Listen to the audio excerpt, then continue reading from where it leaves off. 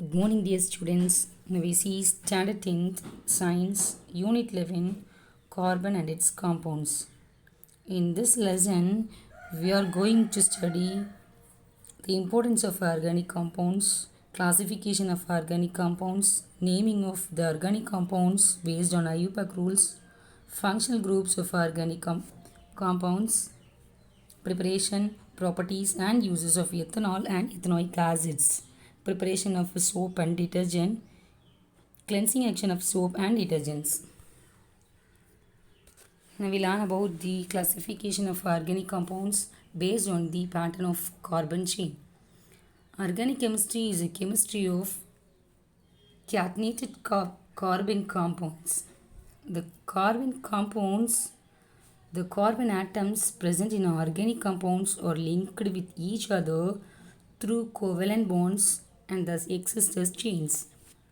By this way, organic compounds are classified into two types. They are acyclic and cyclic. Acyclic are open chain compounds and cyclic compounds. Now we first study about the acyclic or the open chain compounds. These are the compounds in which the carbon atoms are linked in a linear pattern to form the chain. If all the carbon atoms in the chain are connected by the single bonds, the compound is called as unsaturated. If one or more double bonds or triple bonds exist between the atoms, then the compound is said to be unsaturated compounds. Now we see about the cyclic compounds. Organic compounds in which the chain of carbon atoms is closed are cyclic or called cyclic compounds. If the chain contains only carbon atoms, such as compounds are called carbocyclic compounds. If the chain contains carbon and other atoms like oxygen, nitrogen, sulfur, these compounds are called heterocyclic compounds. Carboxylic compounds are further subdivided into alicyclic and aromatic compounds. Alicyclic compounds contain one or more carboxylic rings, which may be saturated or unsaturated, whereas the aromatic compounds contain one or more benzene rings. Now we see about the hydrocarbons. The organic compounds that are composed of only carbon and hydrogen atoms are called hydrocarbons. The carbon atoms join together to form the framework of compounds. Hydrocarbons are subdivided into three classes that are alkenes.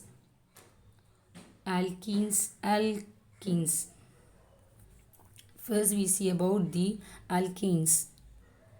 These are hydrocarbons which contain only single bonds. They are represented by the general formula CnH2n plus 2. The simplest alkane is methane. Since all are single bonds in alkenes, they are saturated compounds. Now we see about the alkenes. The hydrocarbons which contain one or more carbon double bond carbons are called alkenes. These are unsaturated compounds. They are represented by the general formula CnH2n. The simplest alkene contains two carbon atoms and it is called ethylene. And the last type is alkenes. The hydrocarbon contain carbon to carbon triple bond, that is called as the alkenes. They are also unsaturated as they contain triple bond between the carbon atoms. They have the general formula CnH2n minus 2. Acetylene is the simplest alkene which contains two carbon atoms. Now we see about the characteristics of hydrocarbons. Lower hydrocarbons are gases at room temperature. For example, methane, ethane are gases. They are colorless and odorless. The boiling point of hydrocarbons increases with an increase in the number of carbon atoms. They undergo combustion reaction with oxygen to form CO2 and water, carbon dioxide and water. Alkenes are least reactive when compared to other classes of hydrocarbons. Alkenes are the most reactive due to the presence of triple bond.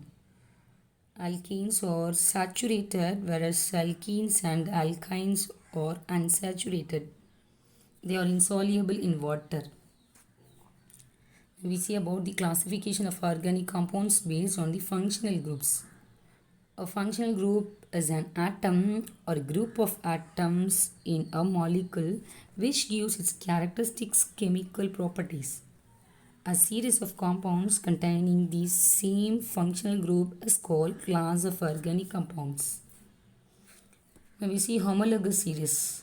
Homologous series is a group or a class of organic compounds having same general formula and similar chemical properties in which the successive members differ by the CH2 group.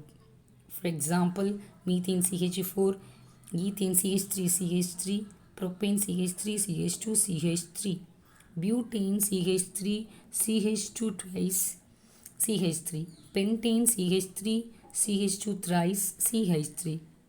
If you observe the above series, you can notice that each successive members has one methylene group more than the precedent member of the series, and hence they are called homologous series.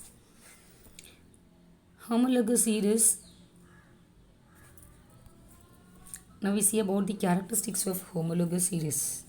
Each member of the series differ from the preceding or succeeding members by one methylene group and hence by the molecular formula of 15 AMU.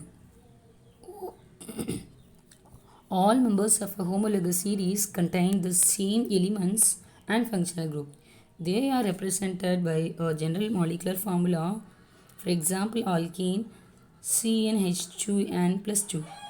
The members in each homologous series show a regular gradation in their physical properties with respect to their increase in molecular mass. Chemical properties of the members of homologous series are similar. All the members can be prepared by a common method. We see about the components of an IUPAC name. The IUPAC name of any organic compound consists of three parts: a root word, prefix, and suffix. These parts are combined as by the following sequence to get the IUPAC name of the compound. Prefix, root words, and the suffix gives the IUPAC name. And now we first see about the root word. It is the basic unit which describes the carbon skeleton. It gives the number of carbon atoms present in the parent chain of the compound and the pattern of their arrangement. Based on the number of carbon atoms present in the carbon skeleton, most of the names were derived from Greek numerals. Next part is the prefix. The prefix represents the substituent or branch present in the parent chain. Atoms or group of atoms other than hydrogen attached to carbon of the parent chain are called substituents. The last part is suffix. The suffix forms the end of the name. It is divided into two parts, such as primary suffix and the secondary suffix. The primary suffix comes after the root word. It represents the nature in carbon to carbon bonding of the parent chain. If all the bonds between the carbon atom of the parent chain are single, then the suffix ane has to be used. Suffix ene and yne are used for the compounds containing double and triple bonds respectively. The secondary suffix describes the functional group of the compound. Now we see about the IUPAC rules for naming organic compounds. There are 6 rules. First one is identify the longest chain of the carbon atoms to get the parent name, that is the root word. The second rule is number the carbon atoms of the parent chain beginning at the closest end of the substituent or functional group. These are called Iocon numbers. If both the functional group and substituent are present, then the priority will be given to the functional group. Rule 3. In case of alkenes and alkynes, locate the double bond or triple bond and use its locant number followed by the dash and the primary suffix. The carbon chain is numbered in such a way that the multiple bonds have the lowest possible locant number. Rule 4. If the compound contains the functional group, locate it and use its locant number followed by a dash and the secondary suffix. Rule 5. When the primary and secondary suffixes are joined, the terminal E if the primary suffix is removed. Rule 6. Identify the substituent and the use of number followed by a dash and a prefix to specify its location and identity. Now we see about the manufacture of ethanol. Ethanol is commonly known as alcohol. All alcoholic beverages and some cough syrups contains ethanol. Ethanol is manufactured in industries by the fermentation of molasses, which is a byproduct obtained during the manufacture of sugar from sugarcane. Molasses is a dark colored syrupy liquid left after the crystallization of sugar from the concentrated sugarcane juice. Molasses contain about 30% of sucrose, which cannot be separated by crystallization. It is converted into ethanol by the following steps. First step is dilution of molasses.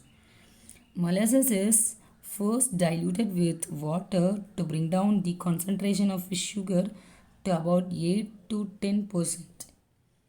Next step is addition of nitrogen sources. Molasses usually contain enough nitrogenous matter to act as food for yeast during the fermentation processes. If the nitrogen content of the molasses is poor, it may be fortified by the addition of ammonium sulfate or ammonium phosphate. Then addition of yeast. The solution obtained in step 2 is collected in large fermentation tanks and yeast is added to it. The mixture is kept at about 303 Kelvin for a few days. During this period, the enzymes invertase and zymes present in yeast bring about the conversion of sucrose into ethanol. The fermented liquid is technically called wash. Distillation of wash. The fermented liquid containing 50 to 18% alcohol is now subjected to fractional distillation. The main fraction drawn is an aqueous solution of ethanol which contains 95.5% of ethanol and 4.5% of water. This is called rectified spirit. This mixture is then refluxed over quicklime for about 5 to 6 hours and then allowed to stand for 12 hours. On distillation of this mixture, pure alcohol is obtained. This is called absolute alcohol. Now we see about the physical properties of ethanol. Ethanol is a colorless liquid having a pleasant smell and a burning taste. It is a volatile liquid.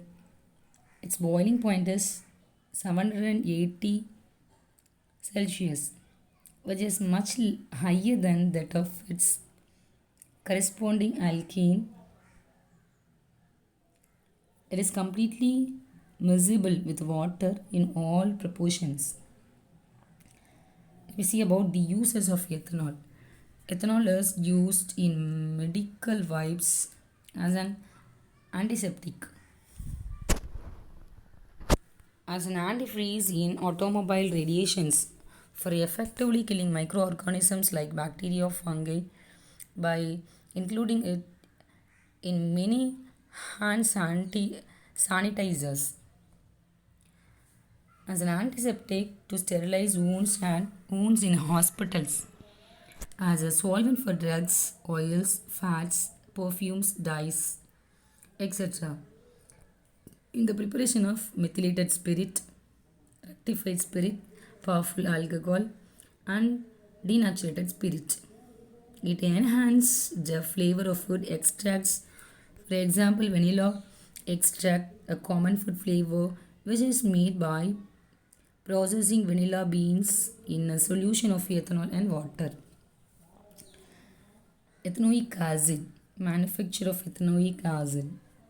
Ethanoic acid or acetic acid is one of the most important members of the carboxylic acid family. Ethanoic acid is prepared in large scale by the oxidation of ethanol in the presence of alkaline potassium permanganate or acidified potassium dichromate. Now we see about the physical properties of ethanoic acid. Ethanoic acid is a colorless liquid having an unpleasant odor. It is sour in taste. It is miscible with water in all proportions. Its boiling point is higher than the corresponding alcohols, aldehydes, and ketones. On cooling, pure ethanoic acid is frozen to form ice like flakes. They look like glaciers, so it is called glacial acetic acid.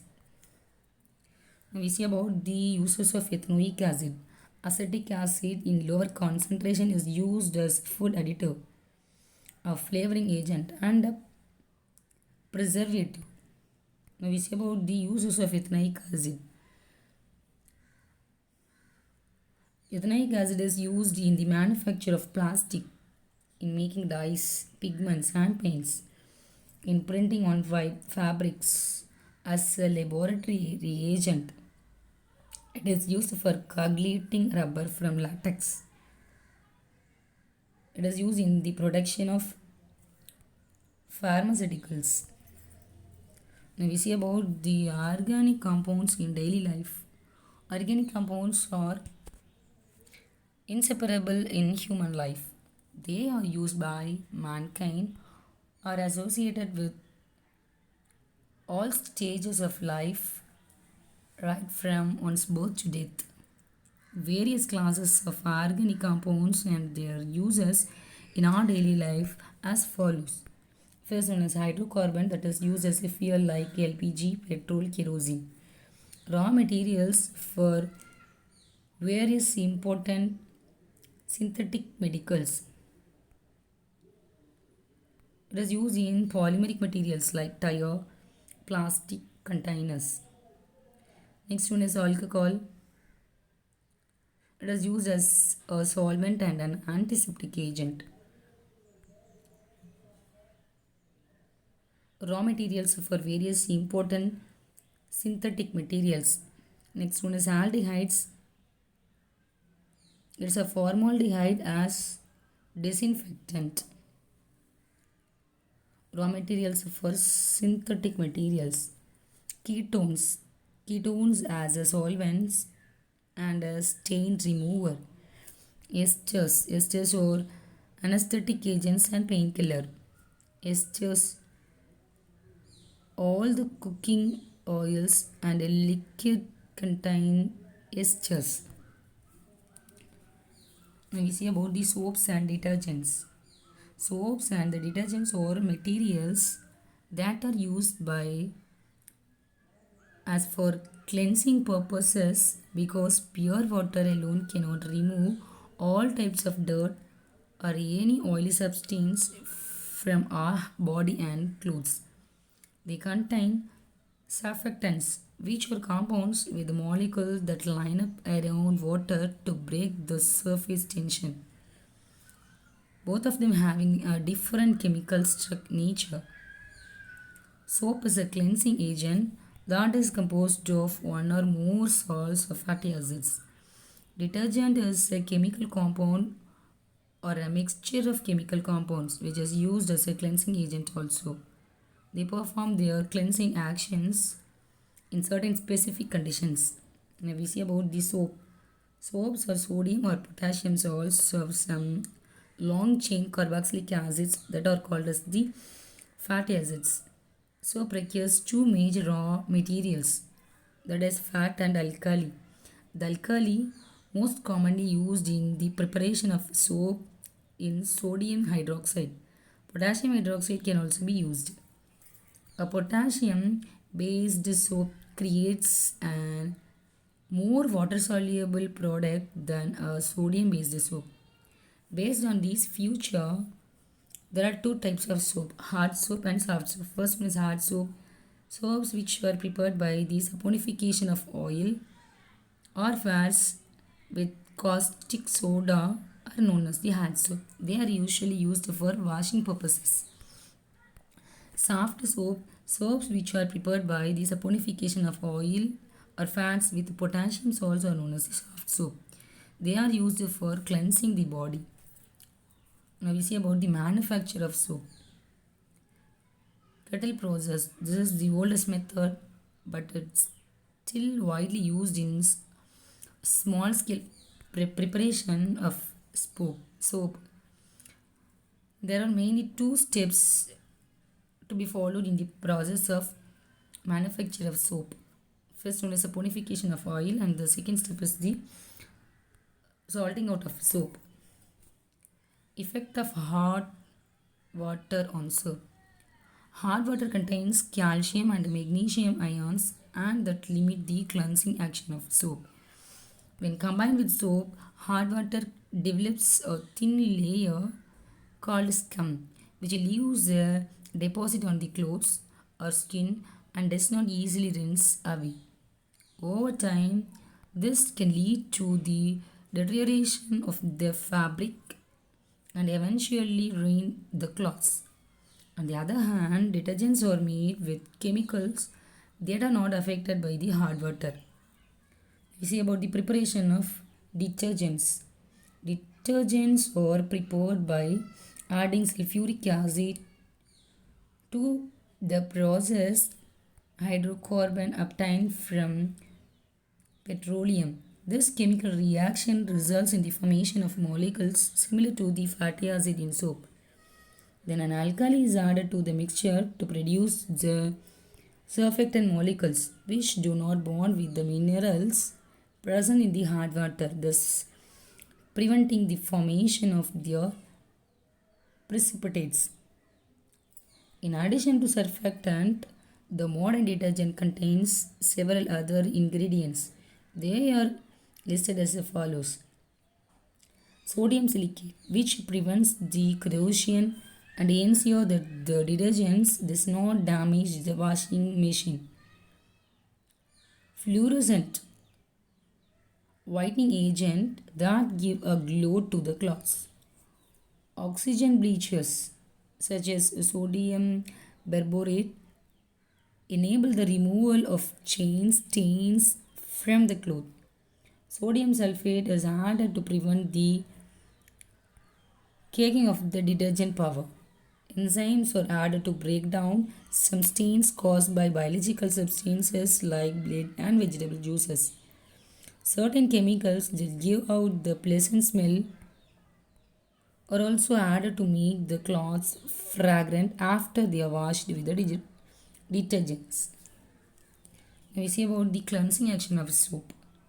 A soap molecule contains two chemically distinct parts that is interact differently with water. It has one polar end which is a short head with a carboxylate group and one non-polar end having the long tail made of the hydrocarbon chain. The polar end is hydrophilic in nature and this end is attracted towards water. The non-polar end is hydrophobic, that is water hating in nature, and it is attracted towards dirt or oil on the cloth but not attracted towards the water. Thus the hydrophobic part of the soap molecule traps the dirt and the hydrophilic parts make the entire molecule soluble in water. Now we see about the cleansing action of soap. When a soap or detergent is dissolved in water, the molecules join together as clusters, that is called as micelles. They are long hydrocarbon chains attached themselves to the oil and dirt. The dirt is thus surrounded by the nonpolar end of the soap molecule. The charged carboxylate end of the soap molecules make the mussels soluble in water. Thus, the dirt is washed away with the soap. Now, we see about the advantages of detergents over soaps. Detergents are better than soaps because they can be used in both hard and soft water and can clean more effectively in hard water than soap. They can also be used in saline and acidic water. They do not leave any soap scum on the tub or cloths. They dissolve freely even in cool water and rinse freely in hard water. They can be used for washing woolen garments where a soap cannot be used. They have a linear hydrocarbon chain which is biodegradable. They are active emulsifiers of this motor grease. They do an effective and safe cleansing, keeping even synthetic fabrics brighter and whiter. See about the biodegradable and non-biodegradable detergents. Biodegradable detergents have straight hydrocarbon chains which can be easily degraded by bacteria. Non-biodegradable detergents have highly branched hydrocarbon chains which cannot be degraded by bacteria. Now we see about the disadvantages of detergents. Some detergents having a branched hydrocarbon chain are not fully biodegradable by microorganisms present in water, so they cause water pollution. They are relatively more expensive than soap. Thank you, students.